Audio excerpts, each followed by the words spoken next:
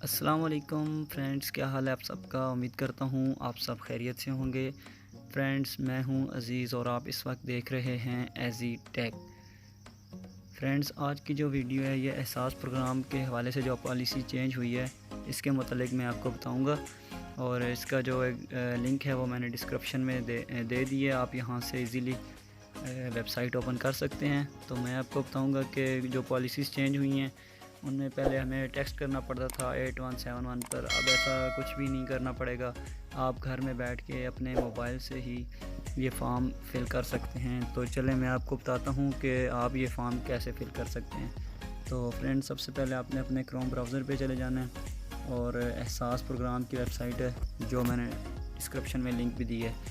तो यहाँ से आपने ये ओपन कर लेना है और ये सबसे पहले आपने आईडी कार्ड नंबर लिखना है, उसके बाद अपना मोबाइल नंबर और आपका नीचे नाम वगैरह आ जाएगा। तो आपने यहाँ से अपना पेशा सेलेक्ट कर लेना है और सबसे नीचे ये हिदायत आपने लाजमी पढ़ लेनी है क्योंकि ये बहुत ज़रूरी है। और फ्रेंड्स, ये इस पर टिक करके और जमा कर देना है। यहाँ से मैं इस पर जमा नहीं कर रहा क्योंकि मैं इस चीज़ का हकदार नहीं हूँ। तो फ्रेंड्स, जो भाई इसके हकदार हैं वो लाजमी ये फॉर्म फिल करें।